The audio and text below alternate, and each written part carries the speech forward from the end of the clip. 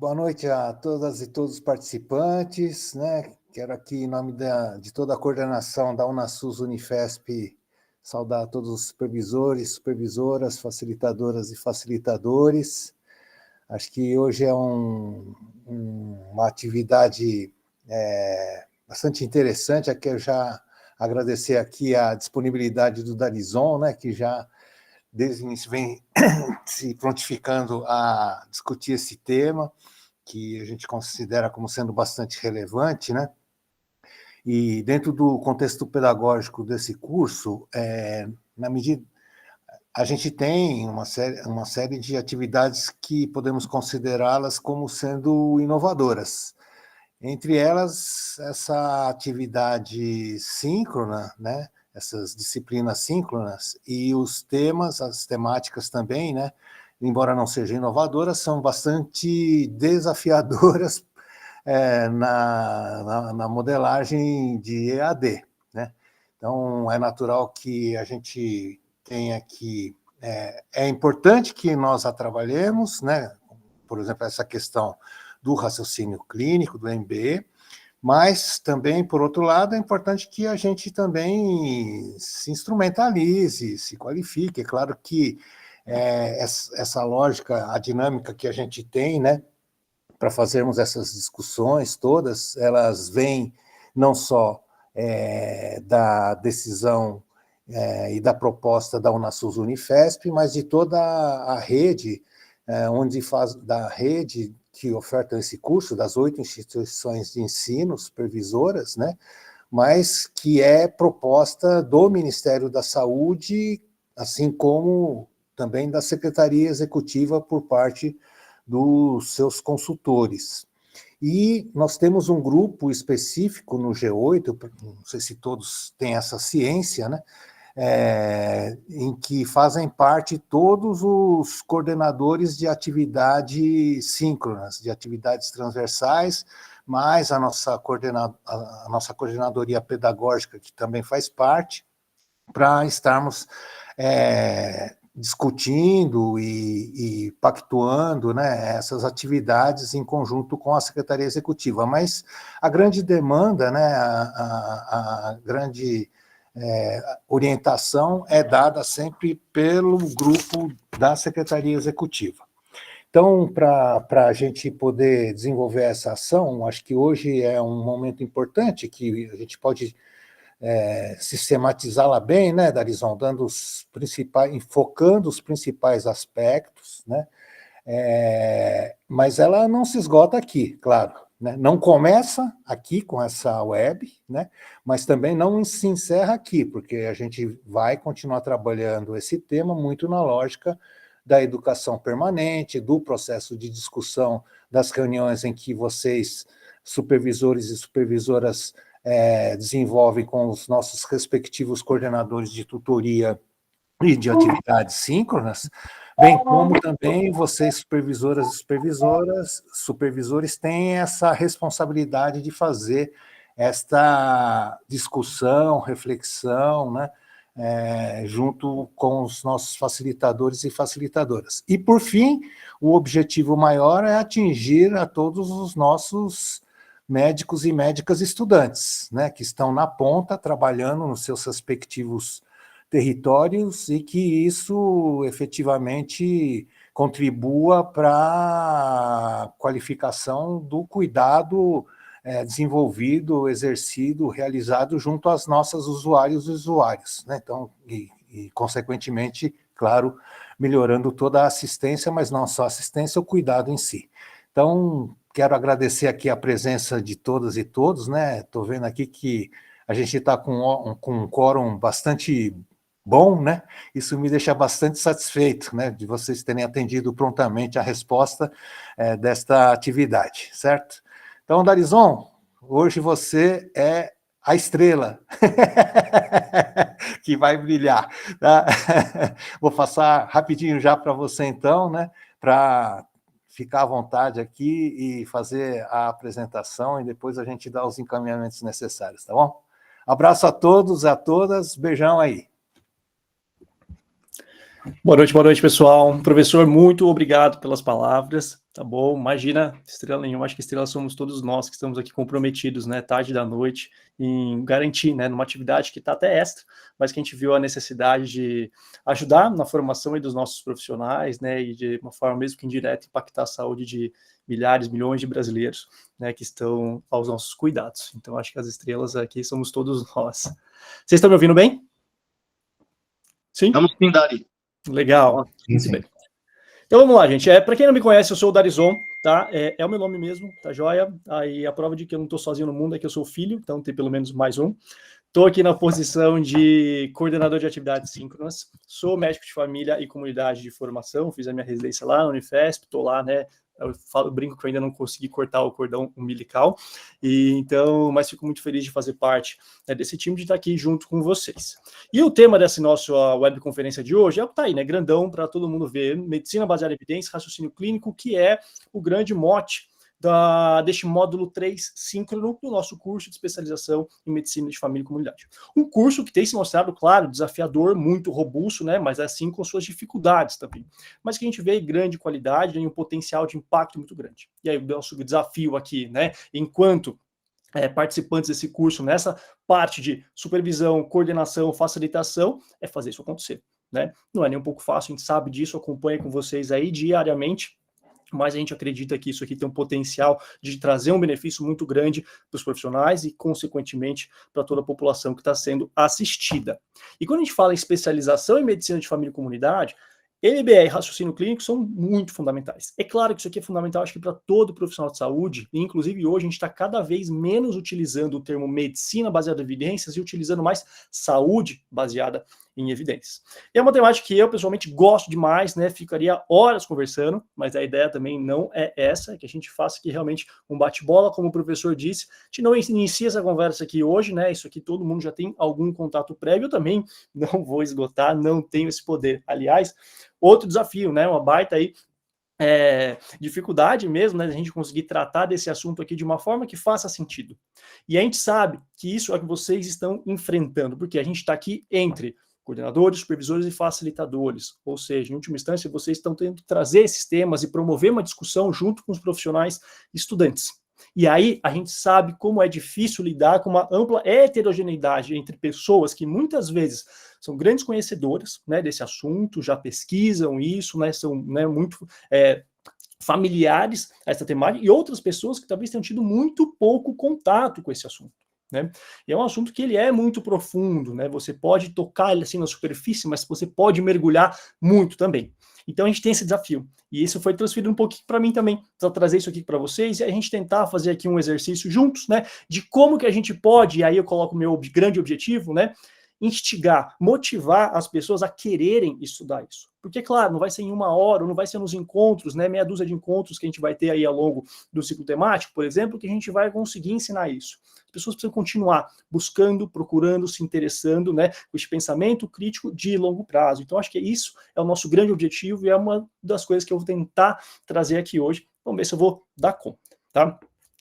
Estudo isso aqui há muito tempo, gosto bastante, faço pesquisa nesse assunto já tem alguns anos e continuo tendo dificuldade, tá? Então, quando a gente faz aquela pesquisa e verifica com vocês, né, qual é o nível de dificuldade, né, que vocês têm, que vocês percebem na turma a respeito desses assuntos, tá? É muito legítimo a gente trazer essa dificuldade, porque mesmo quem estuda nessa área também tem dificuldade, né? Parece que sempre tem uma coisinha a mais, parece que sempre tem um detalhe, um ponto de vista ali, né, uma nova teoria, uma outra forma de olhar que dificulta, e a gente sente que nunca é plenamente conhecedor desse assunto, e vai ser assim mesmo, né? Acho que isso é assim, na verdade, com a medicina como um todo, que está na vida. Então, até por isso que eu começo a minha apresentação trazendo para vocês aqui, aí vamos ver se a apresentação passa direitinho. Passou aí para vocês? Passou? Tudo certo, Passou sim. Sucesso. Então, eu trago para vocês aqui esse primeiro slide com o famoso efeito Dunning-Kruger, ou talvez não tão famoso assim. Algumas pessoas podem nunca ter ouvido falar. Então, né, esses pesquisadores, Dunning-Kruger, eles perceberam um fenômeno, né, que acontecia. Conforme as pessoas elas vão adquirindo experiência, conhecimento, competência em determinado assunto, determinada temática, elas vão ganhando confiança, elas vão se tornando confiantes naquilo. Né? E aí o comportamento que acontece é esse. a gente aprende um pouquinho, né? Ou seja, eu não sabia nada. Aí eu comecei a estudar, fazer algumas atividades nesse aspecto, ganhei um pouquinho de experiência, de competência, e a minha confiança vai aumentando. E rapidamente a gente fica muito confiante, né? Sente que sabe tudo daquele assunto. Tá joia? E aí é aqui que a gente atinge o que é conhecido como o pico aí do monte da estupidez, né? Acha que sabe muita coisa, mas na verdade a gente não sabe tanto assim, porque se a gente avança um pouquinho mais, se a gente continua estudando, de repente a gente percebe que o buraco é muito mais embaixo, ou que essa montanha é muito mais alta, né? Tem muito mais coisa para a gente aprender. E aí vem esse vale do desespero. Meu Deus do céu, né? Eu já estudei tanto esse assunto e aí agora estou percebendo que eu não sei nada dele. Todos nós, acredito, que já passaram por isso em algum momento da vida, com diversos assuntos, né? Diversos pontos aí da nossa trajetória pessoal e profissional. Mas a gente vai continuando estudando até um momento que a gente de fato percebe, né, que está conseguindo ali uma certa confiança, que a gente tem elementos suficientes, né, para dizer que conhece aquele assunto, que consegue falar um pouquinho disso, tá? Eu me vejo vários pontos aqui desse gráfico em diversas situações, né? Acho que eu já fiquei muito aqui em cima, nesse pico, né? Aí depois eu percebi, putz, não sei mais nada. E aí eu também já achei que eu estava nesse vale aqui de baixo, mas na verdade eu ainda estava aqui atrás, né? E aí depois eu cheguei lá nesse pico. Então, assim, a gente está sempre se deslocando. E nesses conceitos aqui, né, de MBR, de raciocínio clínico, quando a gente começa a entrar muito na epidemiologia clínica, até na matemática, que a abstração acontece, gente, a gente facilmente, a gente se desloca nessa curva aqui e fica um pouquinho desesperado, tá? Mas tudo bem, faz parte, isso vai acontecer com todo mundo. O que a gente não pode fazer é abandonar, né, esses conceitos, perder o interesse, deixar de estudar, deixar de se qualificar. Então, o que a gente está tentando trazer aqui hoje para vocês, e eu começo com isso, tá? Faz parte, né? A gente tem, de fato, essa trajetória aqui ao longo da nossa formação, e eu acredito que isso aqui vai ser para o resto da vida, para todos nós, tá? Então, vamos lá, né? Dito isso, o que eu vou fazer aqui com a gente hoje? Não vou querer fazer grandes explicações teóricas, acho que isso não faz sentido, né? E eu acho que isso não vai fazer sentido também com os nossos estudantes lá na ponta. Querer trazer só a teoria, só fórmulas matemáticas, mostrar como faz conta, isso aqui. Eu acho que é legal a gente pegar um pouco de exemplos concretos, situações reais ou hipotéticas, né, que ilustrem um pouco da nossa prática e como que esses conceitos da MBE e do raciocínio clínico podem se aplicar. Então vamos passar aqui para a nossa primeira situação aqui mais concreta. Seguinte, estamos com um paciente ali que está tendo infarto, tá joia? E aí, né, você está muito propenso a encaminhá-lo para uma terapia de reperfusão. Né? Vamos abrir essa coronária, né, para tentar salvar o máximo de músculo possível neste coração. E aí o paciente, né, menciona, ou ele, ou o familiar dele, mencionam que ouviram falar de uma nova terapia, uma nova abordagem, tá, já um novo tratamento, que é o tal do protocolo Delta Omni. Hipotético, tá bom, gente? Que é sempre os nomes assim, né? Protocolo Delta Omni, baseado numa imposição aqui de pensamentos curativos, né, para fazer a abertura dessa artéria. Tá joia? E aí eles trazem mais, eles dizem que na família 2 pessoas já infartaram, né? E uma fez uma terapia de reperfusão, de revascularização e faleceu. E a outra fez o protocolo Delta Omni e sobreviveu. E te coloca nessa situação para você ajudá-los a tomar essa decisão, né? Por onde vamos seguir? Então, a gente tem essa seguinte situação, né? De um lado, o paciente que fez o protocolo aí Delta Omni, né, de pensamentos positivos de cura e sobreviveu, e do outro, o tratamento que fez a terapia de reperfusão e faleceu. E aí você tem que tomar uma decisão, por onde eu vou? Né? Frequentemente isso aqui se coloca na nossa frente, né? Mesmo que de forma inconsciente, a gente tem que tomar uma decisão. E às vezes a gente acaba, né, e quando eu digo a gente, falando do ser humano, tá bom, gente? Estou falando aqui só profissional de saúde, não, né? Tomando uma decisão com base nesta evidência aqui. Ah, eu vi aquele ali se dando bem, eu vou ali também. Né? Funcionou para aquela pessoa, por que não vai funcionar para mim? Para aquela ali deu mal, aquela conduta, não vou fazer aquilo, tá joia? Ok, mas aí a gente vamos dar uma olhadinha para ver se existem outros tipos de evidências que possam corroborar ou contrariar. E aí, de repente, você acha um estudo com várias pessoas, né, que fizeram o protocolo Delta Omni, né, e outras que fizeram aí a reperfusão. E você encontra o seguinte, esse cenário aqui. Você vê lá que no grupo de pessoas, né, que fizeram esse protocolo aí Delta Omni, em 30 dias, né, pós-infarto, 36% deles morreram. Já na galera que fez reperfusão, 6% morreu. Ou seja, o que a gente está vendo aqui, né? Morrem pessoas dos dois lados, né? nem tem 100% em nenhum dos lados. Ou seja, os tratamentos, eles têm ali uma taxa de sucesso e uma taxa de cura que não é nem 0%, nem 100% para nenhum dos lados. Assim como a condição em saúde, ela não matou todo mundo, né? Mas algumas pessoas vêm a falecer. Mas a gente percebe de forma bastante evidente, foi de proposital que eu coloco aqui, que no grupo da reperfusão morreu menos. E no grupo Delta Omni morreu mais. A gente consegue, inclusive, até quantificar isso. Morreu 6%, na reperfusão 36%, ou seja, morreu 6 vezes mais lá no grupo Delta Omni. Tá joia? Foi por acaso que naquela minha amostra ali de 1, né, para cada lado, eu peguei um que sobreviveu no Delta Omni e um que faleceu na reperfusão. Mas quando eu olhei um grande contingente, né, eu aumentei o meu N, meu número, a minha amostra, eu consegui visualizar um pouquinho melhor. Eu tive uma evidência um pouquinho mais robusta, na qual eu confiava um pouquinho mais, que é um pouco mais significativa. Né? Eu diminuí aqui o papel do acaso, né, dessa aleatoriedade, que pode aparecer, às vezes, nas nossas observações dos eventos na natureza. Tá? Então, né, nessa hora, a gente pensa aqui, né, opa, será que então eu não preciso de informações provenientes de estudos com um número suficiente de participantes e que tenha aí, talvez, né, preferencialmente, um grupo controle para que eu possa obter alguma conclusão confiável? E aí eu não estou falando que eu achei a verdade, né? Eu estou achando uma conclusão que é um pouco mais confiável. Acho que isso aqui deve estar mais próximo de uma verdade do que aquela quando eu tinha uma pessoa só para cada lado, né? E aí eu consigo até tentar quantificar isso. A gente volta lá para vocês verem, né? Eu vi 6 vezes mais que o outro, ou seja, eu dividi aqui, né, a quantidade de mortes de um lado pela do outro, ou seja, eu já consegui fazer uma medida que nós chamamos de medida de associação. É daqui que vem, então, aquilo que vai chamar de risco relativo, que a gente tanto utiliza nos estudos epidemiológicos, tá? Para tentar ali quantificar a diferença, né, de impacto que eu posso ter, de efeito que eu posso ter entre um grupo e o outro. Aquele que está exposto ao nosso protocolo Delta Omni e aquele que está exposto à terapia de reperfusão. Tá bom?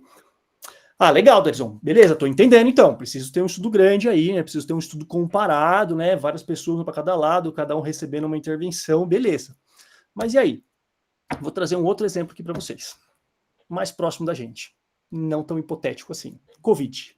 Tá? E aí, a gente vai fazer isso. Legal, né? Vamos lá. Eu vou ter um grupão para cada lado. E aí, para um lado, eu vou dar terapia de suporte, sintomáticos, né? Garantir o suporte clínico das pessoas. E no outro, eu vou dar kit Covid. E aí eu vejo desse meu estudo, ó, do jeito que você falou, Darizon, várias pessoas para cada lado, né? Uma recebendo uma intervenção, uma para outra. E aí eu tô vendo aqui, ó, kit Covid teve menos morte, hein, Darizon? Kit lá de terapia de suporte teve mais, visivelmente mais morte. Então eu estou justificando aqui, né, que eu posso, né, tomar minha decisão com base nessa evidência para dar kit Covid para as pessoas que estão com infecção pelo coronavírus. É isso mesmo? Tá, beleza. No primeiro olhar, tá certo, o raciocínio é mais ou menos esse mesmo, né, e de fato a gente viu isso acontecer. Mas quando a gente olha um pouquinho mais de detalhe, né, e aí quando a gente começa a se apaixonar um pouco pela MBS, a gente fica meio chato. Então, a gente vamos lá um pouquinho mais de detalhe para ver como é que esse negócio foi feito.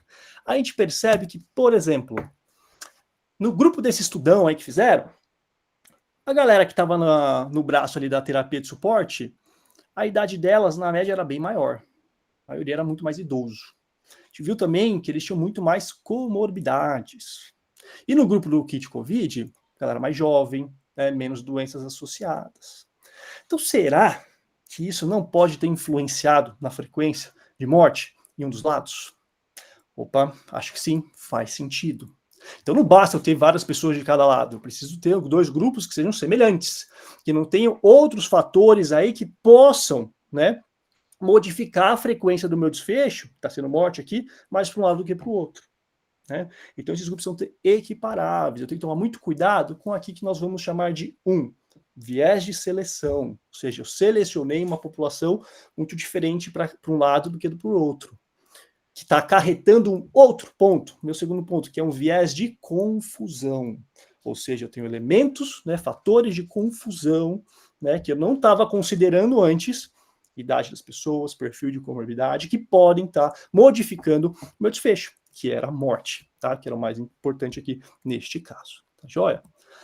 Opa, então, mais do que ter aqueles grupões, os meus grupos precisam ser muito semelhantes entre si, exceto pela intervenção recebida.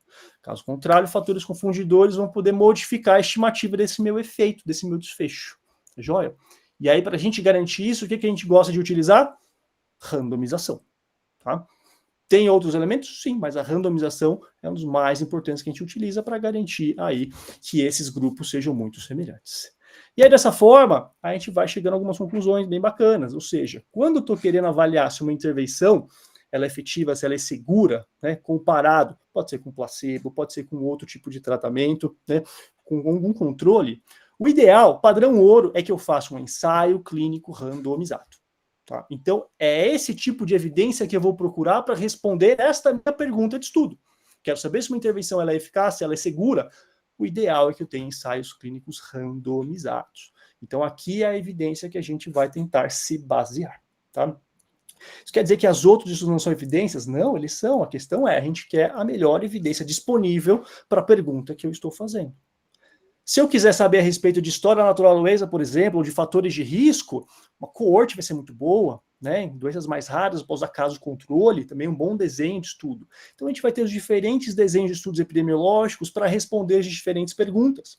E dentro desses desenhos, a gente vai ver aqueles que estão sendo mais bem desenhados. Então esse meu ensaio clínico tem um número de pessoas suficiente para eu diminuir lá o meu erro aleatório. Né? A metodologia, né, ela é bem rigorosa, seguindo aquilo que a gente entende que minimiza o viés, né, que é esse tipo de erro, como a gente acabou de descrever aqui, da seleção, do confundimento.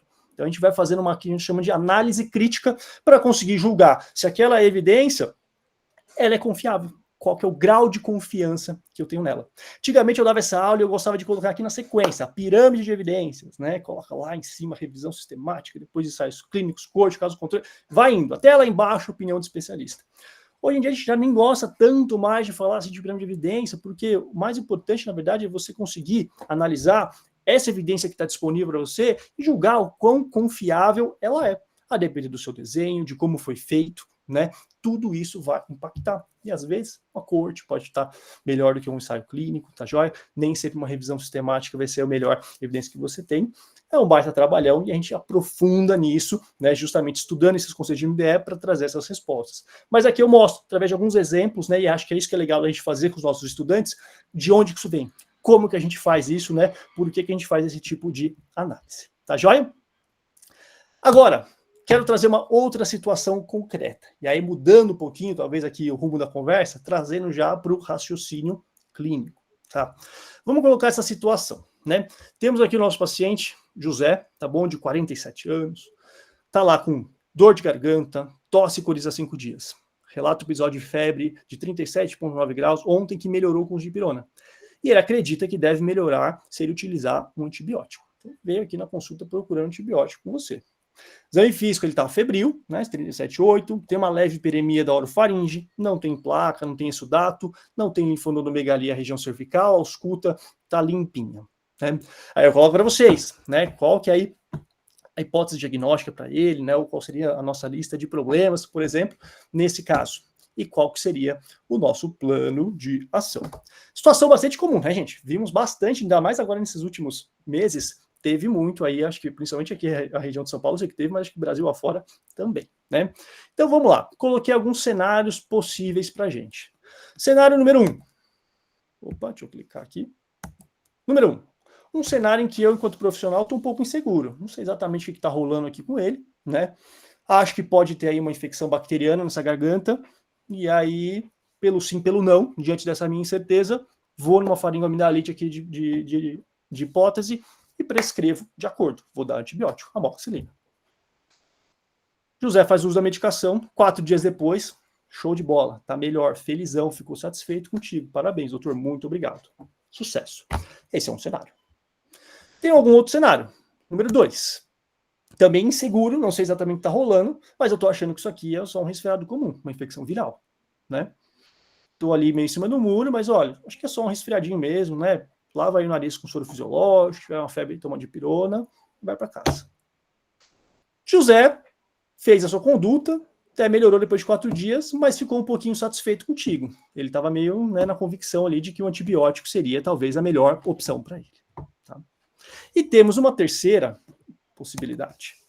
Um novo cenário de segurança, em que eu estou convencido, ou pelo menos eu tenho algum nível de certeza, de que isso daqui é sim uma infecção viral, né, ou muito provavelmente viral. Explico, comunico isso adequadamente para o meu paciente e faço a prescrição de acordo também. E após 4 dias, o José melhora e agora, dessa vez, um pouco mais satisfeito também. Entendeu do que se tratava, confiou na sua conduta. Então, vejam só, né? Como as coisas começam a se mesclar. A gente traz aqui agora a comunicação clínica, que é o grande mote, né, nesse nosso curso de MFC na parte síncrona, né, junto com essa parte de raciocínio clínico e medicina baseada em evidência. Então, isso aí começa a mesclar mesmo. Mas vamos lá aprofundar um pouquinho essa discussão aqui do nosso paciente, tá bom, gente? O que acontece? Estamos diante, né, de uma rinofaringite viral, ou seja, um resfriado comum. E daqui a pouco eu já vou explicar para vocês por que eu estou tão seguro disso. E a história natural, né, dessa condição é mais ou menos essa. Você começa ali o sintoma, tá bom? E aí, ao longo dos primeiros dias, você vai tendo uma intensificação desses sintomas, de uma dor de garganta, pode ter uma tosse, coriza, um mal-estar. Isso tende a atingir um pico por volta aí do 3º ao 5º dia, e depois você vai diminuindo esses sintomas até ali entre 10 e 14 dias resolve. Tá joia? Isso costuma ser a história natural da doença. O nosso paciente, ele estava aqui, né? Bem no pico dos sintomas, querendo alguma coisa para melhorar. E aí você foi lá e faz uma intervenção. E aí, nesse caso, você faz a intervenção antibiótico, ele melhora. Se ele faz a intervenção, né, sintomática, também melhora. Quiser dar um antihistamínico, também melhora, né? Fizer algum outro antialérgico, melhora. Corticoide, provavelmente ele melhora. Então a gente até brinca, você já deve ter visto esses memes, né, dos resfriados comuns, tá bom? Dependente daquilo que você vai dar, ele pode melhorar. E aí, muitas vezes, né, isso acaba reforçando algum tipo de conduta que não está trazendo necessariamente os melhores desfechos de saúde, seja do ponto de vista individual como coletivo. Por quê? Ah, Darizão, mas se ele melhora, então eu vou nessa, né? Vou garantir pelo pior diagnóstico possível aí, que seria uma infecção bacteriana.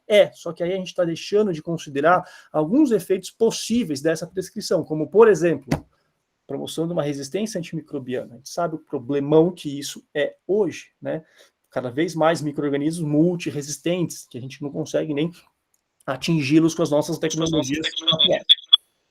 Opa, alguém participando aí? Voltando. Efeitos adversos da medicação, então os antibióticos podem causar sim efeitos adversos no nosso paciente, tá bom?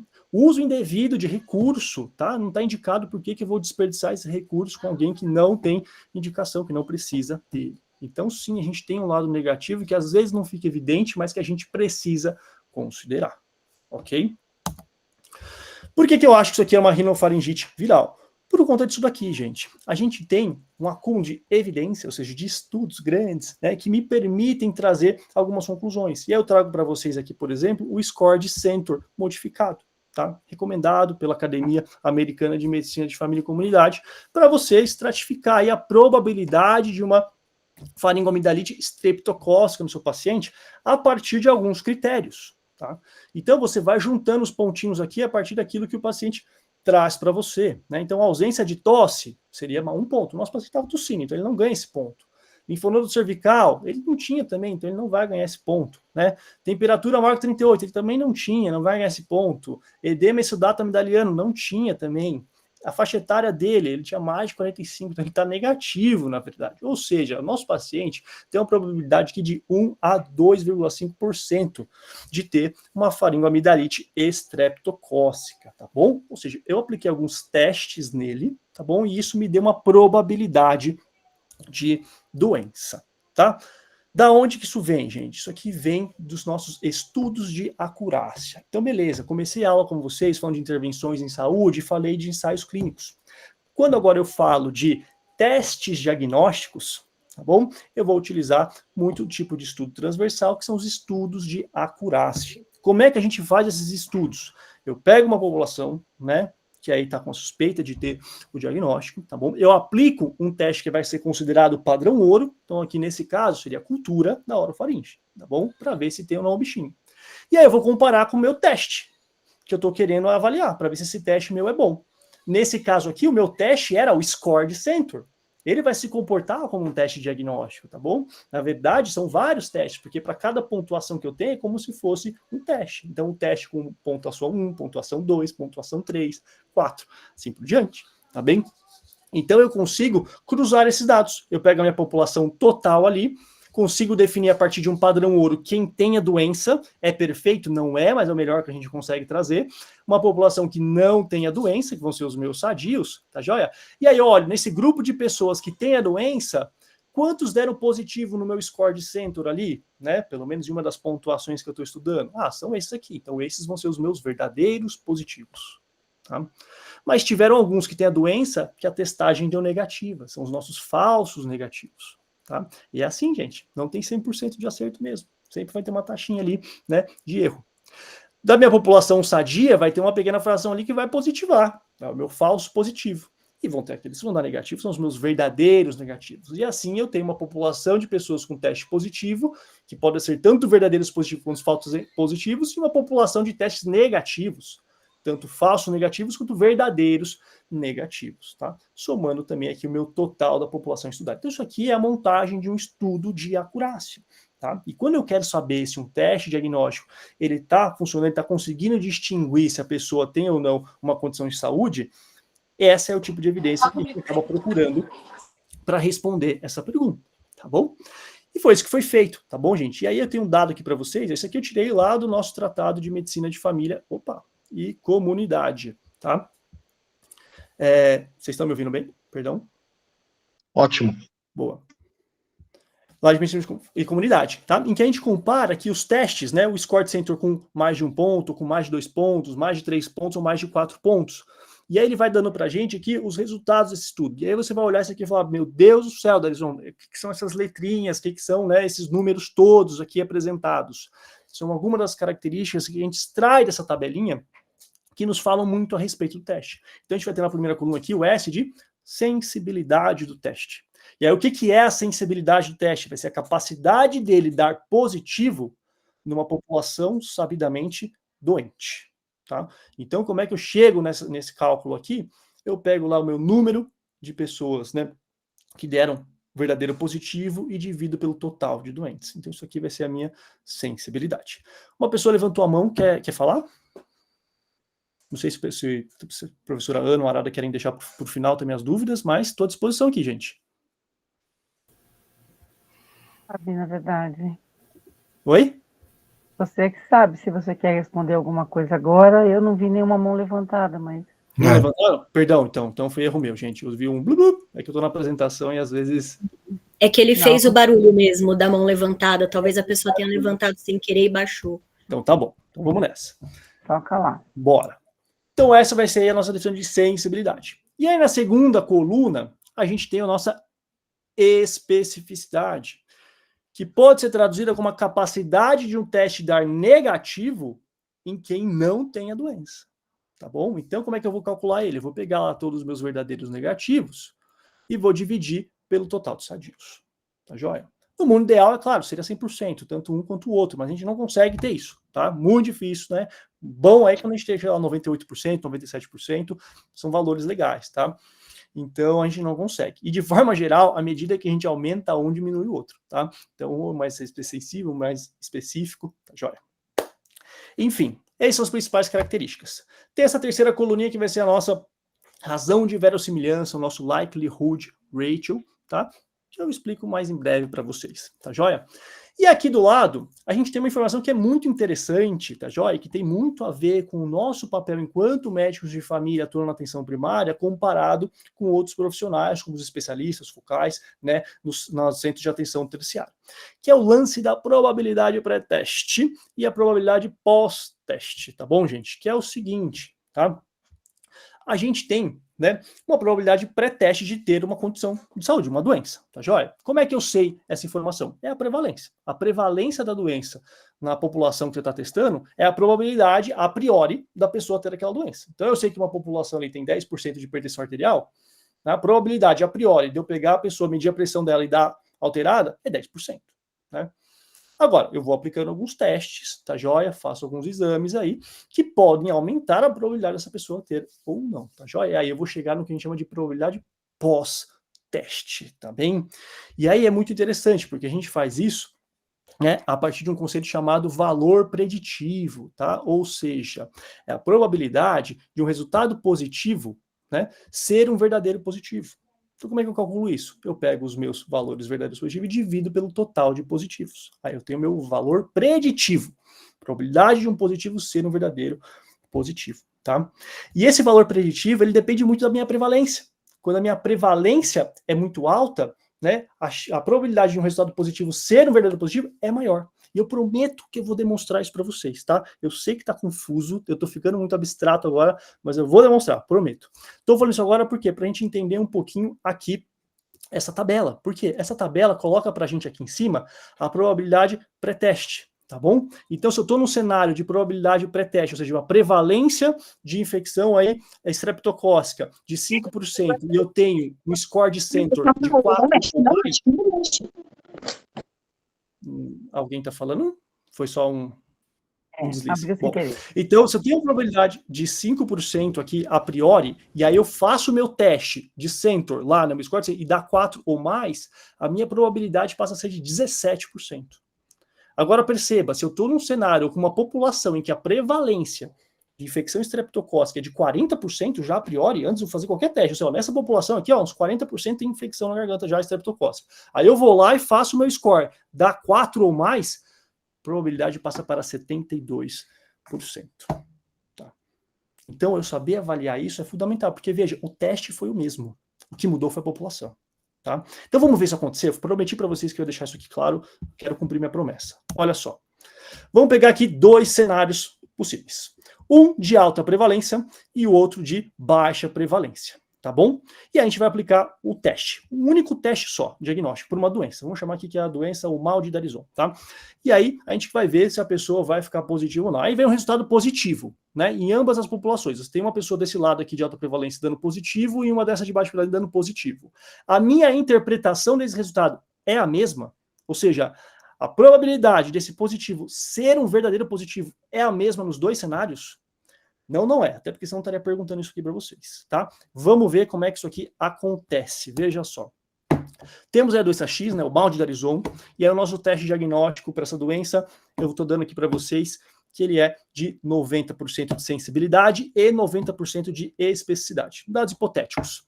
E aí, eu tenho no meu cenário 1, alta prevalência. 20% das pessoas nessa população, eu já sei que elas têm aí o mal de Darizon. E no cenário 2, baixa prevalência. 2% apenas tem, tá bom? Então aqui uma diferença bem marcante para a gente ilustrar o nosso raciocínio, tá? Então bora lá. O que vai acontecer então? Cenário 1 está marcado aqui para vocês, tá bom? Vamos pegar aí 1.000 pessoas para cada lado para facilitar nossas contas. No primeiro cenário eu falei que eu tenho ali 20% de prevalência, então tem 200 pessoas com a doença, o que me deixa 800 sadias. Faz sentido, né? No outro lado, eu também vou ter 1.000 pessoas, só que lá é 2%. Então, 20 pessoas têm a doença e 980 são sadias. Vamos fazer umas contas agora deste lado aqui, tá? Provar matematicamente esse negócio. A gente sabe que sensibilidade, então, é verdadeiros positivos dividido pelo total de doentes, tá? E a sensibilidade é 90%, 0,9. Vai ser, então, verdadeiros positivos dividido por 200. Matemática simples aqui, eu tenho um total de verdadeiros positivos de 180, tá? Especificidade eu faço a mesma continha, tá bom? Então, verdadeiros negativos sobre sadios, 0,9 vai ser verdadeiro negativo por 800 e eu chego no verdadeiro negativo aí de 720. Posso completar a minha tabelinha, então, trocar as letrinhas lá. 180 aqui verdadeiros positivos, tem 20 aqui para baixo, né, pela continha aqui de menos. Achei 720 verdadeiro negativo, então falta 80 para inteirar aqui os 800 e eu consigo somar 260 positivos, 740 negativos. É isso que aconteceu. Então, nessa população que tem 20% de prevalência da minha doença, eu apliquei o teste em todo mundo, cheguei em 260 resultados positivos, 740 negativos. Desses 260, apenas 180 são verdadeiros positivos. Tá? Então eu consigo dizer que meu valor preditivo positivo vai ser 180 sobre 260, 69,23%, né, de probabilidade deste positivo ser um verdadeiro positivo. Caramba, Darizon, é baixo, né? Eu achei que seria mais. Pois é, gente, os testes diagnósticos eles erram, tá? E a gente, enquanto profissional de saúde, precisa estar ciente dessa taxa de erro para a gente tomar as nossas decisões clínicas, para a gente decidir fazer um tratamento, uma intervenção em saúde ou não, por exemplo. Então, um teste que tenha 90-90, né? Sensibilidade e especificidade, com uma prevalência aí a priori de 20%, se vem positivo, a probabilidade de ser um verdadeiro positivo é de apenas 69,23%. Vamos ver do outro cenário, de baixa prevalência, se isso aqui muda um pouquinho? Então, vamos lá. Mesmas contas, né? Então, a formulinha é a mesma, só que agora o meu total de doentes não é mais 200, é 20, que vai me gerar um total de verdadeiros positivos de 18, não mais de 180. E lá na especificidade, os sadios não são mais 800, são 980. Então, vai me gerar um total de verdadeiros negativos de 882, tá? Vamos trocar os números, a gente completa a tabelinha do mesmo jeito, tá? E a gente pode ver, vai me dar um pouquinho menos de resultados positivos, tenho 116 resultados positivos e 884 negativos. E aí eu vejo que desses 116 positivos, apenas 18 são verdadeiros positivos, tá? O restante, olha só, são falsos positivos. Olha quanto falso positivo a gente tem nesse cenário de baixa prevalência. Então, qual porcentagem desses positivos são verdadeiros, né? A gente faz a conta, é o nosso valor preditivo positivo. A gente chega em 15,51%. Então, com um teste que tem a sensibilidade e especificidade de 90%, em um cenário de 2% de prevalência, se ele vier positivo, a probabilidade de ser um verdadeiro positivo é de 15,51. E a gente usou o mesmo teste para a mesma condição em saúde. O que mudou foi a prevalência da condição nessas populações, tá? Por que isso aqui é muito importante, gente? Porque nós, enquanto médicos de família e comunidade, nós atuamos predominantemente num cenário de baixa prevalência. A gente já trabalha na atenção primária, a gente trabalha na comunidade. A nossa população, ela tem uma menor frequência das condições de saúde, de forma geral. Diferentemente de uma população que já foi pré-selecionada, que foi filtrada e que chega no ambulatório de alta complexidade, no hospital terciário, no hospital universitário. Entendeu? Então, a forma como nós interpretamos os nossos testes diagnósticos é diferente de alguém que está num cenário, né, de urgência e emergência ou de alguém que está num cenário de alta complexidade, onde, a priori, a prevalência de doença é maior do que no nosso cenário. Então, a gente precisa levar isso em conta. Então, percebam o quanto que isso faz parte da nossa identidade enquanto profissionais de atenção primária à saúde. A gente precisa levar isso em conta, tá? E ainda que eu estou fazendo aqui um recorte que é muito territorial, tá joia? Mas a gente ainda pode fazer definições de população não só pelo território, mas pelas características que a pessoa tem. Então, quando eu estou lá fazendo a minha anamnese, as perguntas que eu faço se comportam como testes diagnósticos também. Os meus testes no exame físico, a minha propedêutica, também são considerados testes diagnósticos. E a depender das respostas que eu tenho ali, eu vou delimitando um grupo populacional que tenha esta faixa etária, que tenha essa história no seu anamnese, que tenha esses achados físicos. E aí, a partir dessas características, eu consigo já começar a pensar qual que é uma probabilidade de doença nessas pessoas. Então, isso aqui influencia demais na forma como a gente raciocina, tá joia? Isso aqui é o tal do raciocínio probabilístico, também chamado aí de raciocínio bayesiano, que vem aí desse teorema de Bayes, que de forma simplificada aqui, a gente pode enunciar que é isso, né? O que é o teorema de Bayes? Que a probabilidade pós-teste depende da probabilidade pré-teste. É condicional, gente. Tá? A gente precisa saber que essas probabilidades, uma está condicionada com a outra. E aí, no nosso exercício de raciocínio clínico, é isso. Nós vamos ter uma pessoa apresentando ali a sua demanda, seu motivo em saúde, a sua queixa, tá? E aí, a partir do lugar onde eu estou atendendo, se eu estou na atenção primária, se eu estou na urgência, se eu estou no hospital terciário, das características dessa pessoa, eu tenho uma probabilidade a priori, uma probabilidade pré-teste. Aí eu vou lá e faço a minha anamnese, faço uma série de questionários. Então, por exemplo, lá que a gente fez o Sentor, né, eu pergunto, qual que é a sua idade? Você teve febre? Né? Tá tossindo? E aí, a partir dessas respostas, eu já começo a modificar. Eu posso aumentar ou diminuir a probabilidade de doença a partir dessas respostas. Ou seja, eu já tenho uma probabilidade pós-anamnese, pós-teste, né, que eu estou considerando aqui a minha anamnese. Eu complemento isso com um exame físico. Então eu vou lá, eu avalio, meço a temperatura, faço uma horoscopia, faço a palpação da cervical, ausculto, tórax. E aí eu consigo, de novo, mais uma vez, aumentar ou reduzir a probabilidade dessa doença, da minha hipótese diagnóstica que eu estou considerando para esse paciente. Por fim, eu posso optar por complementar ainda mais. Então eu quero fazer um teste mesmo, eu quero fazer um strep test, se eu estiver disponível, fazer uma cultura, por exemplo, né, para verificar se ele tem essa doença. Tá, aí eu vou chegar num resultado, e esse resultado ele também não vai ser perfeito. Ele vai ter uma probabilidade pós-teste ali, tá joia? Então a gente vai ter que interpretar tudo isso. Então é dessa forma que a gente vai construindo este raciocínio probabilístico, tá bom? E é disso que trata muito o nosso módulo 3 síncrono, ou seja, como que a gente parte, né, de conceitos da medicina baseada em evidências, tá joia? A gente pega esses estudos epidemiológicos, faz uma interpretação crítica para decidir qual o grau de confiança que a gente tem nos resultados que eles nos trazem, se eles servem para o nosso cenário de prática, e dessa forma a gente constrói o nosso raciocínio clínico, entendendo aí as probabilidades da pessoa ter ou não ter uma condição, e também a gente vai utilizar isso em outros cenários, claro, para saber a probabilidade de uma intervenção trazer um benefício ou não, ou seja, dá para a gente arborizar muito aqui essa conversa. Mas estou trazendo uma linha central, que é o que a gente precisa fazer com nossos estudantes para sensibilizá-los. Mas é claro, dá um mal-estarzinho, né? Por quê? A gente quer certeza, né? A gente quer conseguir ali decidir com muita segurança, com muita certeza. Mas aí, gente, é difícil, tá? A nossa profissão exige esse pensamento de fato, né? Lidando com essas incertezas, lidando com probabilidades. Então, a gente vai estar ali no cenário em que eu vou considerar uma pessoa com uma probabilidade baixa de doença, e às vezes de cara eu já decido por não tratar, eu percebo que não existe motivo para isso. Conforme ela se apresenta, de onde ela vem, suas características individuais, aquilo que eu identifico na minha semiologia propedêutica, eu vejo ali um limiar para testagem, acho que vale a pena a gente aplicar um teste. Aí, eventualmente, eu testo, né? E aí eu vou ter um resultado que pode me trazer ali, né, uma probabilidade, né, de ter doença mesmo e eu ficar propenso a tratar ou não, tá joia? Ou seja, eu tenho um limiar terapêutico. E dessa forma a gente vai fazendo a nossa tomada de decisão clínica. Mas ainda assim, é baseado em probabilidades, em incerteza. A gente não consegue ter aquela certeza absoluta, que é o que a gente gostaria, que nos daria muito de segurança, tranquilidade e paz no coração, né?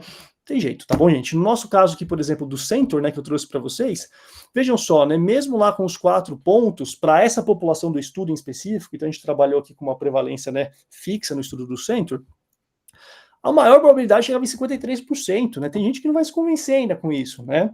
E aí a gente tem que tomar uma decisão. E muitas vezes essa decisão, ela pode ser individual, mas a gente também pode fazer isso com apoio, claro, de colegas, né, da sociedade científica como um todo. Então, por exemplo, a American Academy of Family Physicians, ela recomenda, né, ó, tá entre 0 e 1 ali, não precisa tratar não, provavelmente é viral, tá joia? Ficou entre 2 e 3 pontos, vale a pena testar, faz um strep test, se você tiver disponível aí veio positivo, você trata, veio negativo, você não trata, tá joia? 4 pontos, poxa, já vale tratar mesmo sem fazer um strep test, tá joia? Ou seja, só com elementos aí da sua avaliação. O que seria aqui um 4 pontos, por exemplo? Pô, um sujeito mais novo, né? Placa de pus na garganta, febre, não tem tosse associada, tá com linfonodo, beleza, você tá com uma alta suspeição clínica, você tratou. Pode ser que fosse viral? Pode, tá bom, gente? Então a gente está trabalhando aqui com probabilidades, tá? Então é o que eu falo, né? Sempre assim, a gente lida com essa incerteza o tempo todo. Tem pessoas que fumam a vida inteira e nunca terão câncer de pulmão, e tem aquelas que nunca fumaram e terão câncer de pulmão. Ainda assim, eu prefiro não fumar. Tem pessoas que usam cinto de segurança, se acidentam e estão vivas. Tem outras, né, que não usam, se acidentam, né, e não apresentam esse desfecho. Mas ainda assim, eu prefiro usar o cinto de segurança. Então, são probabilidades que a gente precisa lidar. E isso é a nossa prática de saúde baseada em evidências. A gente vai lidar com essas incertezas, mas a gente não pode, né, fechar os olhos ou ignorar a evidência que está disponível para a gente. Tá? Já fingir que ela não existe. A gente precisa estar atento e crítico o tempo todo, tá? E aí vem essa coisa que é, claro, a definição trazida pelo que é considerado o pai da medicina baseada em evidências, que é o David Sackett, a sua definição. O que é a tal da medicina baseada em evidências? A gente pode estender aqui para uma prática de saúde baseada em evidências. É usar as melhores evidências disponíveis. Quer dizer que elas são perfeitas? Não. Mas a gente tem que usar as melhores que estão disponíveis. E hoje em dia, né, com a grande proliferação dos estudos, que tem o seu lado bom, é claro, torna também difícil, às vezes, a gente selecionar, tá? Então, tem todo esse trabalho da gente aprender a fazer essa análise crítica, tá, joia? De entender qual que é a melhor evidência dentre todas as disponíveis para eu fazer a minha tomada de decisão. Mas eu não uso só isso, e tem muita gente que acha que MBE é só isso aqui, é só ficar lendo um artigo que saiu lá no New England, né, e avaliando se teve viés, se não teve viés, e se teve significância estatística ou não. Não é só isso, tá bom, gente? A gente tem que aliar isso daqui também à nossa experiência clínica, tá? Então, isso aqui vem da nossa experiência, claro, individual, né, profissional, dos casos que nós atendemos. Isso aqui também tem a ver com a expertise que nós temos em determinadas condutas, né? Então, muitas vezes, uma prática tem até um nível de evidência legal, mas você não está habituado, ou você não foi treinado para fazer aquela intervenção em específico, às vezes é um procedimento, ou uma droga que você nunca manejou, né? Então, isso vai influenciar, sim, na sua tomada de decisão, tá joia? Isso tem a ver, inclusive, com disponibilidade local de recurso. Eu gosto de dar um exemplo, por exemplo, tem uma evidência razoável de que fazer rastreio, né, de câncer coloretal com colonoscopia a cada 10 anos, a partir dos 50 anos, acho que agora reduziu para 45, né, traz benefício. Mas, gente, nem os Estados Unidos conseguem fazer colonoscopia em tanta gente. Então, nesse cenário, a gente vai lá e pegar um outro teste, vou fazer sangue oculto nas fezes, aí eu faço anual, se vier positivo, eu evoluo para uma colonoscopia. Então, a gente tem que trazer isso. E por fim, e não menos importante, na verdade, talvez mais importante, valores e preferências do paciente. Isso aqui também tem que ser considerado, joia? Então não é porque uma determinada conduta tem uma super evidência que a gente vai obrigatoriamente tomar ela, a gente tem que discutir isso, conversar com o nosso paciente. Então lembra, olha de novo vindo aí, comunicação clínica, não é à toa que esse curso bate tanto nessa tecla, isso aqui é super importante também, tá joia? Então a gente tem que comunicar muito bem, a gente não pode esquecer o nosso papel, nós somos os profissionais técnicos, nós somos os experts, né, nesse assunto, no assunto medicina, tá joia? Mas o paciente é o expert nele mesmo, e a gente tem que trazer a melhor conciliação desses mundos, considerando tudo isso daqui, os valores deles, as melhores evidências disponíveis e a experiência clínica. Aí sim a gente vai estar fazendo uma prática de saúde baseada em evidências. E dessa forma, para quem se interessou, para quem ouviu todo esse negócio que eu tive aqui para falar e atingiu o objetivo que eu esperava, que é de ficar um pouquinho mais curioso, de aprofundar um pouquinho mais, eu deixo aqui algumas sugestões de por onde estudar de forma gratuita, tá bom? Disponível, que tá aí. Primeiro, o nosso curso. Nosso curso é muito bom, tá, gente? O material ele é muito legal, tá? Muito rico. Eu entendo a dificuldade, é muita coisa, tá? Não vou negar isso. É difícil a gente articular com as nossas obrigações todas, né, assistenciais, os demais compromissos da vida, mas é um material muito legal, salvo nem que seja para ver num momento a posterior, tá joia? Deixo também aqui a recomendação dos vídeos da SBMFC Ensina, tá joia? Então, em 2022, a gente teve essas duas aulas, a gente teve uma de raciocínio clínico e teve uma de epidemiologia clínica e medicina baseada em evidências. Essa última, inclusive, quem dá ela é o professor Duncan, tá? O mesmo lá, né? Que eu não sei se está aqui, inclusive, que eu acho que ele faz parte do nosso curso, se tiver. Olá, professor. Que dá essa aula muito legal ali também. Deixo também esse site, que é o Estudantes para Melhor Evidência, tá? Que é mantido aí pelo grupo da nossa pós-graduação que deu no IFESP de saúde baseada em evidências, e junto com a colaboração Cochrane, muito legal, tá em português, bem acessível também para ele. E claro, temos as versões aí, né, outras opções que já vão ser pagas, o nosso próprio Tratado de Medicina de Família e Comunidade é uma ótima opção, Medicina Ambulatorial do professor Duncan também, quem quiser outras indicações, pode me procurar, meu nome não é difícil de achar, vocês me encontram fácil, pode mandar e-mail lá também pela plataforma, que eu passo outras recomendações aí que eu gosto de consumir no meu dia a dia. E assim, chego neste momento agora de dúvidas. Vamos bater um pouquinho de papo, já são 9h10.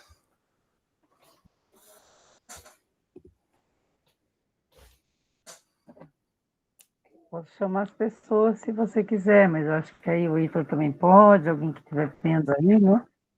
Já temos uma pessoa querendo falar uma dúvida. Eu não estou mas vendo. Aí abre, é a Amanda, professor, né? Ela pode abrir a telinha dela e pode falar. Eu só não estou vendo quem está com a mão levantada, tá, gente? Então, se alguém conseguir fazer essa moderação para mim. Passo. Você vai precisar da apresentação ainda? Não, posso tirar, deixa eu interromper aqui, peraí. Só deixa eu ter que botar o slide de, claro, né, de obrigado, né? E deixa eu encerrar aqui. Interromper compartilhamento. Boa.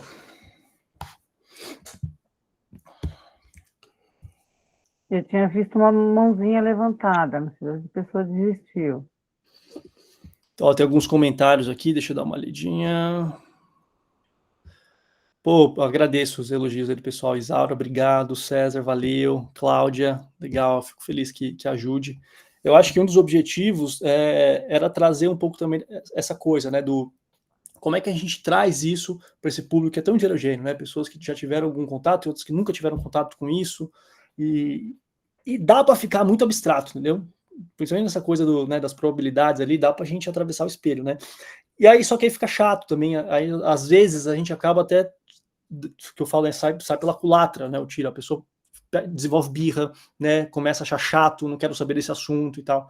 Então, acho que um dos grandes desafios que a gente tem é despertar a curiosidade, né? Mostrar um caminho ali que seja um pouco mais fácil para a pessoa. E aos pouquinhos, né? Por que não se apaixonando pelo tema e estudando um pouquinho mais. Ô, professora Mariana, muito obrigado. Rafael, valeu. Clarissa, Márcia, obrigado. Samuca, brigadão. Valeu, Rô. Aliás, eu peço desculpas para os supervisores do meu grupo, que eu não respondi as perguntas deles hoje. Foi um dia punk aqui, mas tamo junto. Fico feliz que vocês estão aqui comigo hoje. Sem perguntas, pessoal? Tá bem tranquilo?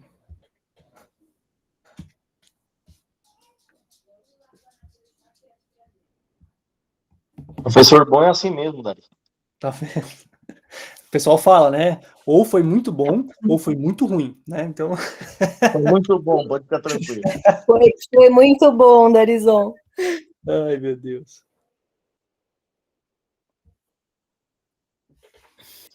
Valeu, Ju. Rodrigo, brigadão.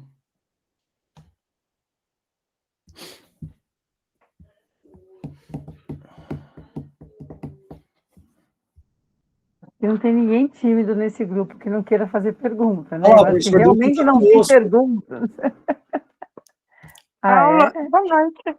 A aula vai ficar gravada? Professor Duncan, eu devo falar que neste momento agora eu voltei lá para o pico da curva do Dunning-Kruger, tá? Dando aula aqui para o senhor. A aula já está sendo gravada, sim, tá? Depois a gente disponibiliza. Obrigada.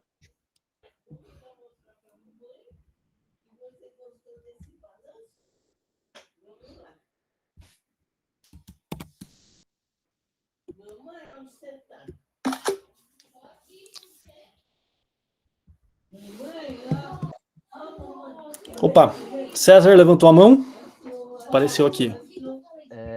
Boa noite, pessoal. Boa noite aí. A aula foi muito boa mesmo. Parabéns. Já que a aula vai ser gravada, foi gravada e tudo, a gente pode disponibilizar ela para os estudantes? Acho que seria interessante, sabe? Da minha parte, eu não me oponho. Fechou. Valeu, César, brigadão. Alguém colocou aqui no comentário sobre Pico e Smart, alguma sugestão de como articular esse conteúdo com a webconferência da sala de aula invertida sobre Pico e Smart. Então, o Pico, ele é uma estrutura, né, que a gente utiliza, às vezes até parece que é recurso de cursinho, né, Pico, aquelas palavrinhas assim que a gente tem, mas não, a gente realmente utiliza isso, né, para estruturar uma pergunta de pesquisa, principalmente quando a gente está falando de intervenção em saúde, tá? Porque, gente, quando a gente está falando de pesquisa, é muito importante que a gente seja muito objetivo, que a gente seja específico naquilo que a gente quer responder. Não dá para eu falar, como que é o tratamento da hipertensão? É muito amplo, né? Eu preciso direcionar a minha pergunta para conseguir ter uma metodologia que consiga me trazer a resposta um pouco mais clara. E aí, essa estruturação através do Pico me ajuda. Então, não, peraí. Porque, na verdade, eu quero saber se, né, para pessoas hipertensas de determinada faixa etária, diuréticos tiazídicos, né, diminuem o desfecho óbito, comparado com beta-bloqueador. Ah, beleza, então eu fiz o meu pico. Meu P lá, hipertenso, de tal faixa etária, I vai ser a minha intervenção, que é o tiazídico, C é o meu comparador, que vai ser o beta-bloqueador, e o outcome, que é o meu desfecho, vai ser o meu... vai ser o óbito. Né, que é o que está me interessando no fim das contas. Tá? Então, eu preciso fazer isso muito bem específico. E aí o Smart nos ajuda também a construir isso. Tá joia? E aí isso vai servir justamente para eu achar essas respostas. Então, lá no comecinho, por exemplo, quando eu trouxe lá aqueles exemplos concretos ali, né, eu poderia fazer um pico, por exemplo, de pessoas com infarto agudo no miocárdio, a minha intervenção, protocolo Delta Omni, né, comparado com revascularização, ou eu posso colocar, né, trombólise, ou eu posso colocar terapia com stent, né? Enfim, sendo bem específico, e o meu desfecho, o meu outcome, que vai ser, por exemplo, morte. Quero ver se vai ter mudança nisso, tá joia? Para eu conseguir responder, né? E aí, dessa forma, eu faço um estudo robusto. Isso serve para eu fazer o estudo, tá joia? Para eu conseguir fazer a minha metodologia de pesquisa, mas também serve para eu procurar a minha evidência. Porque hoje, gente, você vai abrir o PubMed e coloca lá, né, faz alguma busca, alguma pergunta ali, quero saber, né, é que o Delta Omni não existe, tá, gente, mas assim, quero saber lá se revascularização, né, em pacientes com infarto agudo do miocárdio. Se você joga assim aleatório, uma forma muito genérica, muito geral, vai aparecer muito resultado.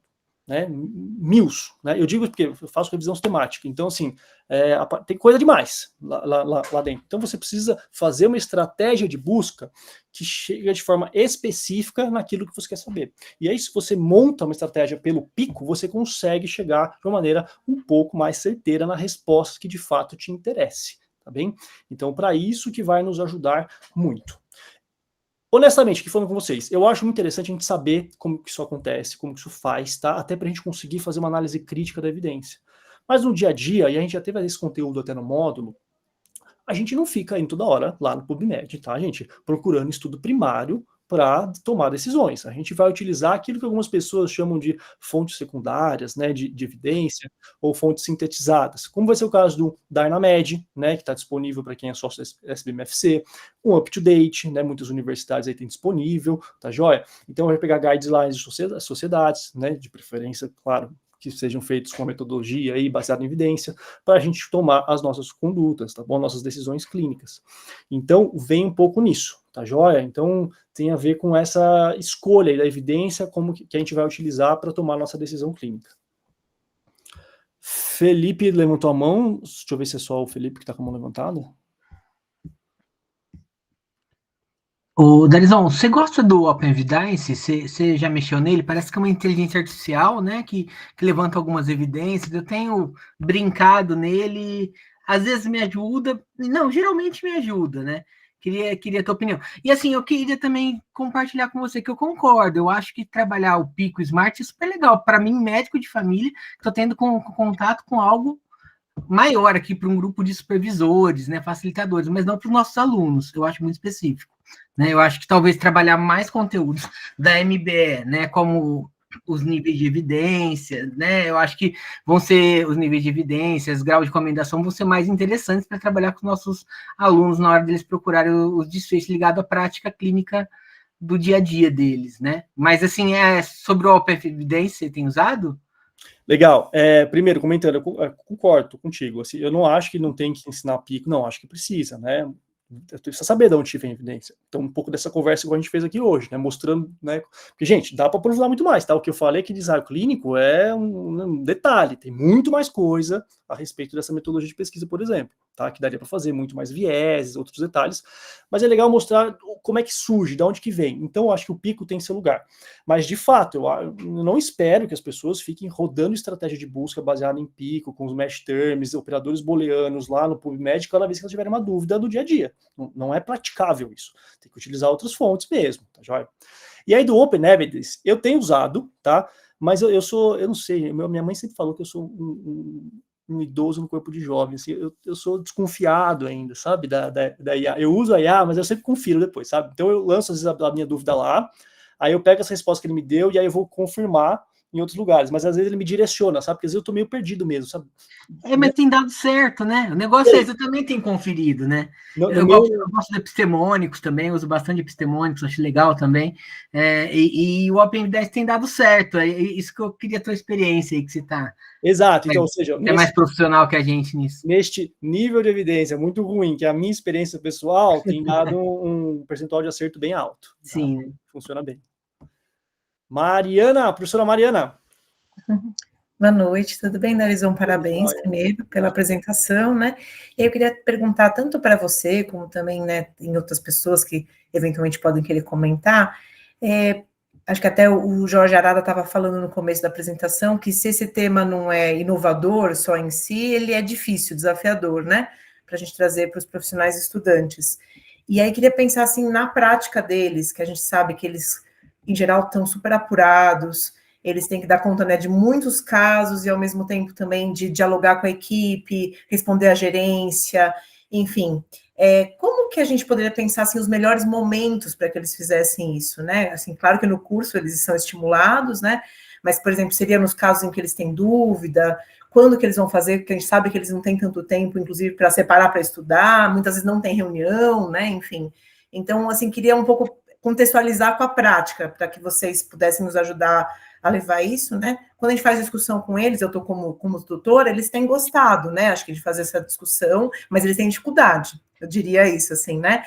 Dá para perceber que eles se interessam, inclusive estou achando mais dinâmicas as conversas, assim, quando vai para a discussão de caso, ou vai para a questão do raciocínio clínico, né, da MBE e tudo, mas eu acho que eles sentem dificuldade e acho que eles têm isso de como que aplicar, sabe?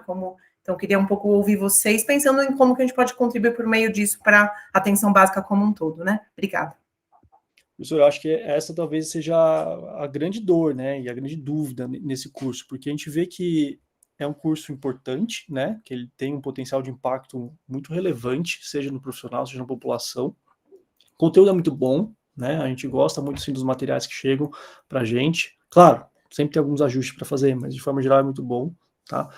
Mas é difícil de conciliar, né, difícil de conciliar com a carga horária dos profissionais, com a realidade de cada um dos locais. Não consigo trazer uma resposta, não, é assim.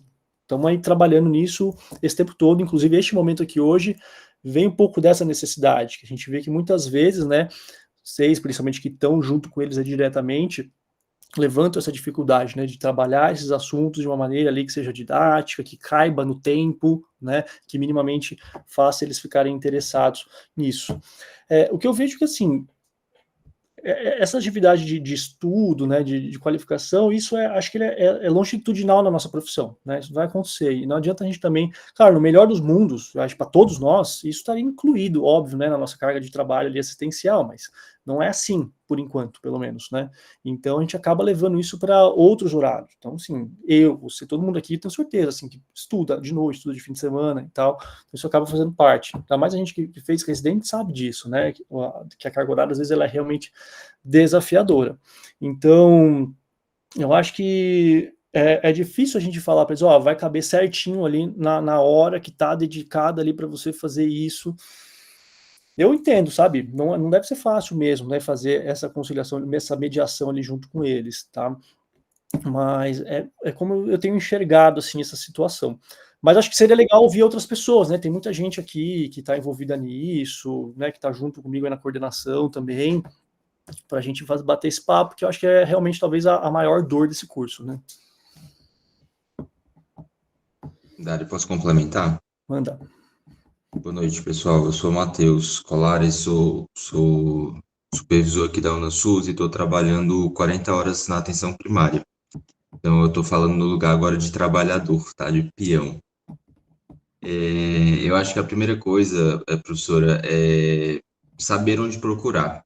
Então, é isso que o Dário trouxe aqui um pouco, assim, se você já sabe onde você pode buscar, onde que você pode tirar suas dúvidas, é uma coisa que já é metade do caminho ali. E é uma coisa que eu, por exemplo, tenho no meu computador do trabalho, eu tenho vários links que eu consigo acessar, que eu posso buscar aquilo. Então, eu estou aqui no município de São Paulo, então, eu tenho, por exemplo, o link dos protocolos de saúde da mulher da Prefeitura de São Paulo. E aí, se eu estou com uma dúvida, puxa, esse exame aqui está alterado, essa proteinúria é relevante, essa mulher está com pré-eclâmpsia ou não? E eu consigo acessar lá e consigo ver. Então, a primeira coisa, saber onde procurar.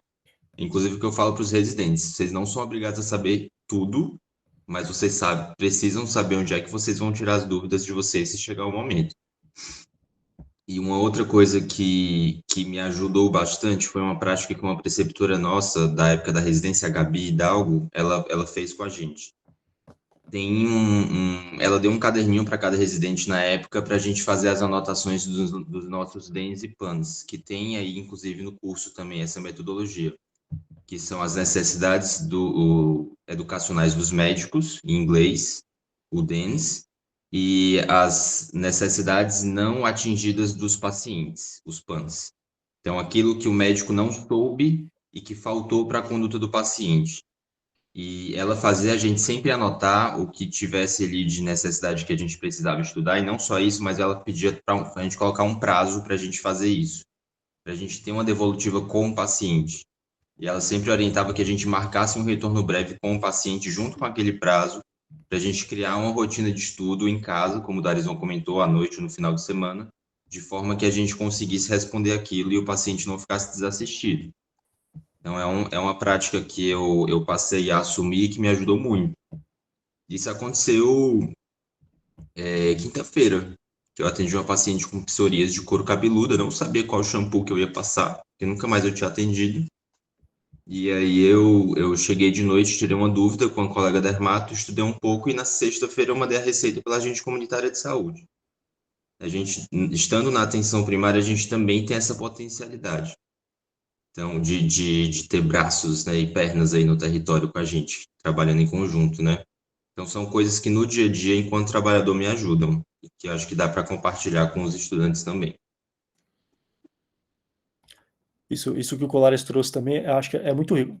Sim, concordo absolutamente tudo que o Colares trouxe, mas destacando, né? Acho que essa coragem também, e a gente tem que ter isso, né? De mostrar que a gente não sabe tudo, que a gente tem dúvidas, que a gente passa pelas mesmas dores, né?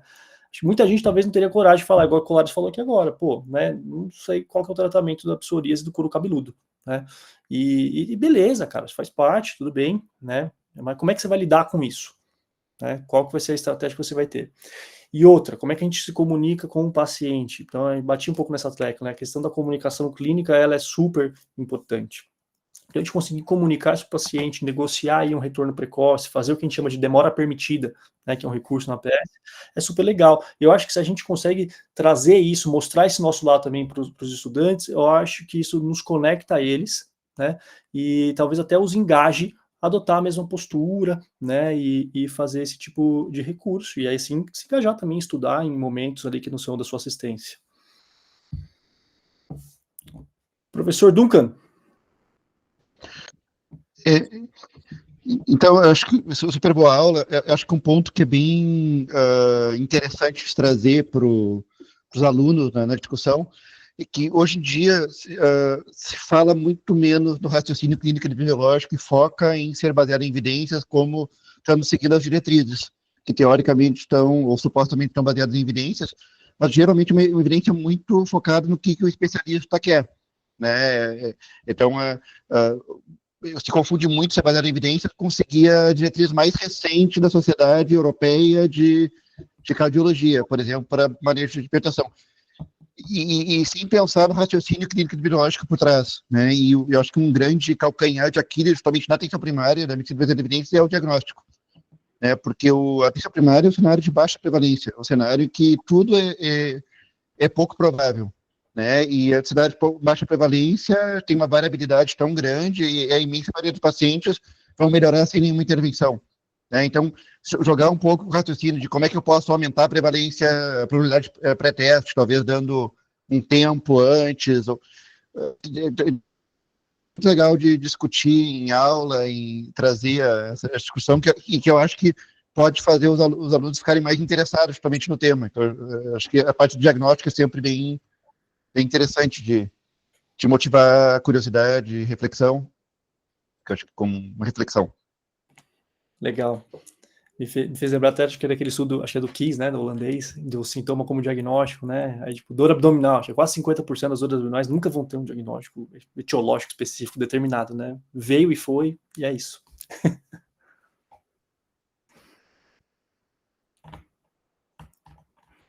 O que mais, pessoal?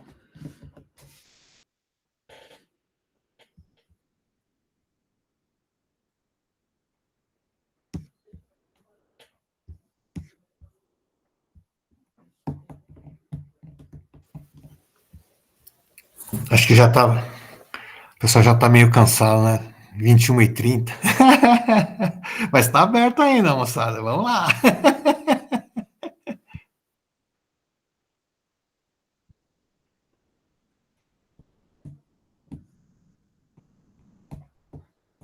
Comentários, alguma questão, alguma dúvida, pessoal? Ó, temos duas mãozinhas que levantaram aqui agora. Não, uma mão. Sharon. Sharon ou Sharon, não sei, perdão a pronúncia. Tá me ouvindo? Estou ouvindo. Boa noite a todos. Eu sou tutora, mestre de família, também sou mestre de família há 18 anos e estou há 18 anos trabalhando em PSF. E eu estou tentando fazer com os alunos um bem bolado, assim. Eles estão levando os casos clínicos, a gente já está no segundo caso clínico, e aí dali eu tento tirar uma pergunta usando o SNAP, e aí eu tento tirar dali um pico, só que está ficando muito complicado. E foi engraçado que uma vez eu dividi em 2 salas de apoio, e às vezes eu fico entrando e saindo das salas para ver o que eles estão comentando, E na hora que eu entrei, o aluno estava falando, não, isso é maneiro, mas eu não vou usar isso nunca. E eu falei, quase que eu falei, peguei no flagra. E realmente, assim, o que eu estou percebendo? Eu estou com eles na hora, montando as perguntas, na hora, indo no Dex, vendo os escritores, e na hora, indo no PubMed, e aí ou vem aquela miscelânea de coisas, ou hoje, por exemplo, não veio nada. Uma paciente do caso clínico que estava com tosse, dispneia, tosse, perda de peso, tabagismo. No raio-x vieram lesões com opacidade sugestiva. No raio-x vieram lesões opacas, múltiplas lesões.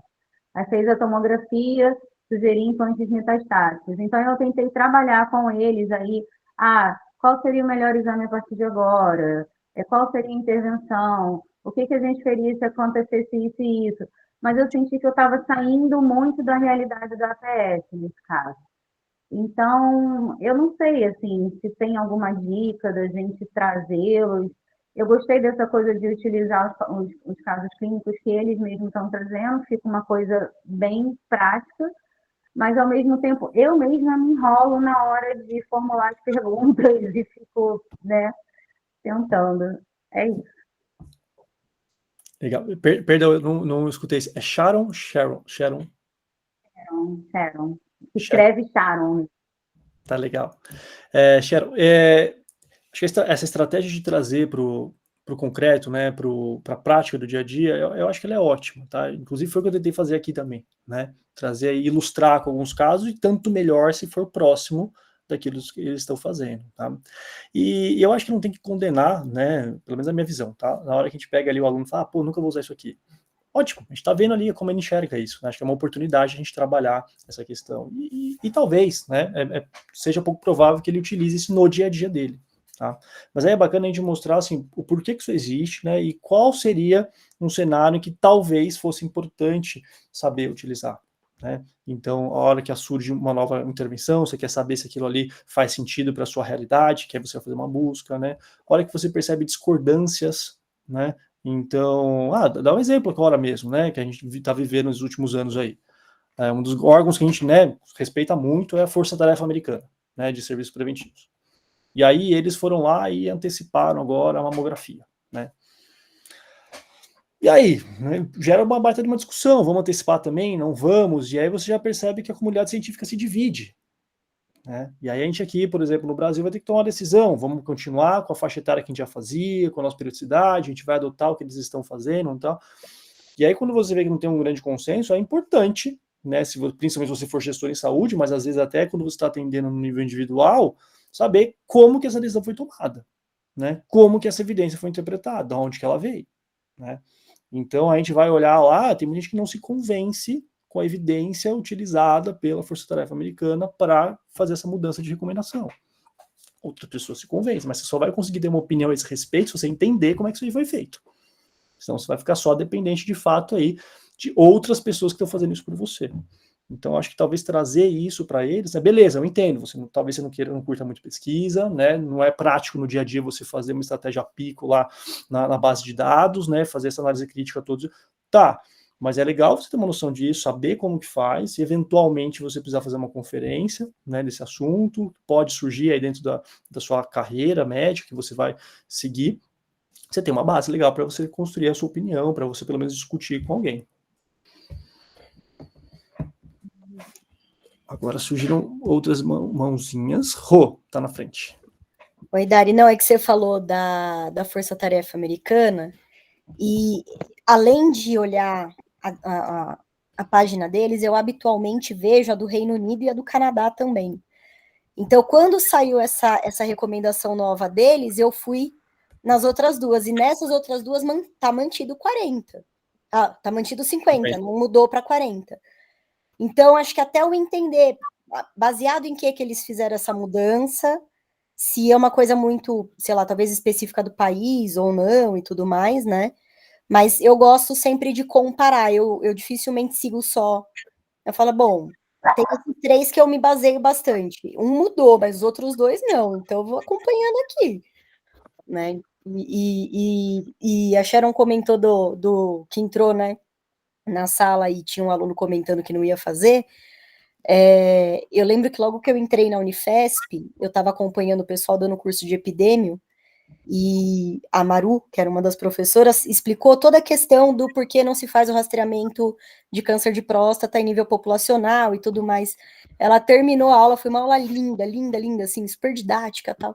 Ela terminou a aula, uma das alunas olhou para a cara dela e falou: não, beleza, professora, mas para os meus pacientes eu vou pedir.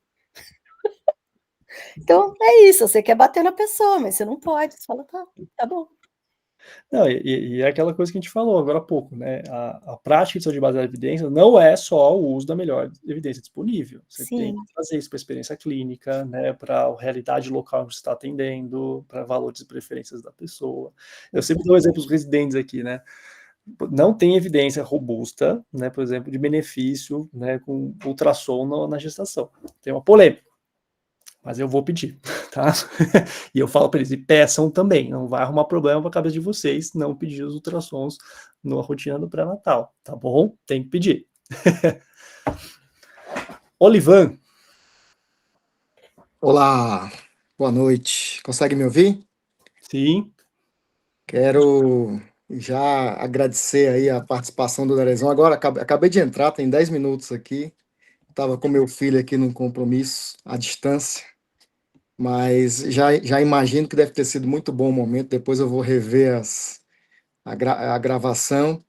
E, assim, iniciativas como essa ajudam muito. É um tema difícil, é um tema novo, é um tema quase inédito. O pessoal que está construindo esse módulo 3 e já o módulo 4 está sofrendo muito aí para fazer uma coisa, às vezes, do zero.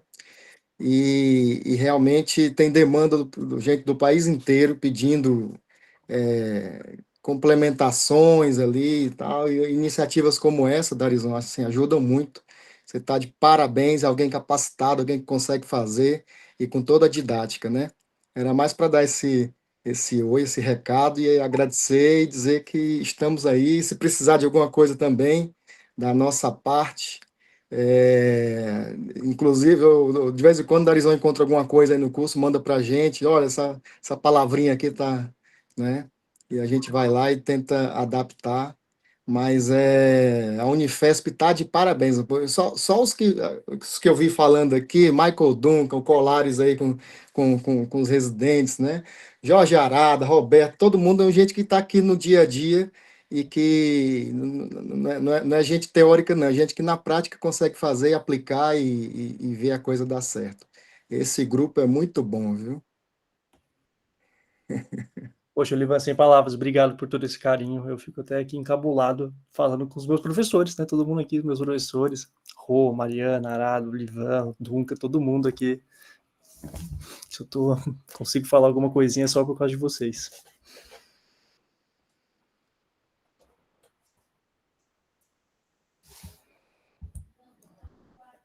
Será que podemos terminar? A gente fica com um gostinho de quero mais, né, Ana? Mas acho que, dado o adiantado da hora, como eu falei, esse não é o início e nem será o fim. A gente vai continuar essa discussão, né, Dari? Mas acho que sim, né, Ana? Hein, Darizon? Podemos ir encerrando hoje? Sim. Depois a gente introduzir. Agradecer muito mesmo a presença de todas e todos, né? Mas em especial o Darizon aí pela brilhante. Não é uma aula, foi uma reflexão importante, né? Acho que várias questões, né? Que vão para além da questão da medicina baseada em evidências. Como o Darizon falou, o curso medicina não é nenhum curso terminal, assim como todos os outros cursos, seja da área da saúde, da área de biológicas, de exatas, de humanas, né? E então não há nada que seja cristalizado, congelado, então tem múltiplas variáveis aí, e Darizon, acho que com muita clareza conseguiu colocar esses pontos e que, claro, tem que ser todos muito estudados, motivá-los cada vez mais. Tem gente que não vai ter, em qualquer área, né? Não vai ter interesse em desenvolver, mas acho que cabe a nós a responsabilidade de motivar o maior percentual possível, né, de pessoas que possam ter maior segurança e qualificar o cuidado a partir do que Darizon coloca, da medicina baseada em evidência, da saúde baseada em evidências, na realidade, né? Que tem todo um campo interprofissional também, não é um escopo exclusivo da medicina, mas também a gente tem que valorizar muito a clínica, né? Que está sendo meio que desvalorizada ultimamente na formação dos profissionais e na própria prática, acho que esse é um ponto, mas também sem perder a singularidade de cada usuário, né, Darizon? Acho que você foi muito feliz naquela tela, cara. Adorei aquela tela. Então, acho que é a partir desse contexto mesmo que a gente vai colocando os outros pontos rizomáticos, né, com relação a toda a nossa responsabilidade no nosso campo profissional e mais do que profissional, né, acho que é de cidadão mesmo, né, para trabalhar dentro desse contexto. Darizon, muito obrigado mesmo. Eu tenho a agradecer a você, conhecer e assim, a toda a coordenação aqui também, e a coordenação vai continuar discutindo esses pontos, né, nos nossos encontros, nas nossas reuniões, e vendo aí, a partir da demanda de vocês, supervisores e facilitadoras, né, que ponto que a gente vai continuar dando continuidade nesse processo. Mas, vejam bem, ela não pode depender só da web, né? Ela tem aí todo um processo, eu quero reforçar isso, né? É a questão de uma lógica, de uma proposta de educação permanente, né? E mais do que ensinar aquilo do que fazer, do que o Colares colocou, do que o Matheus colocou. São mostrados os caminhos mesmo, né, Colares? Então, acho que esse é um aspecto fundamental mesmo, dada a dimensão, complexidade de hoje que a gente tem com relação ao conhecimento.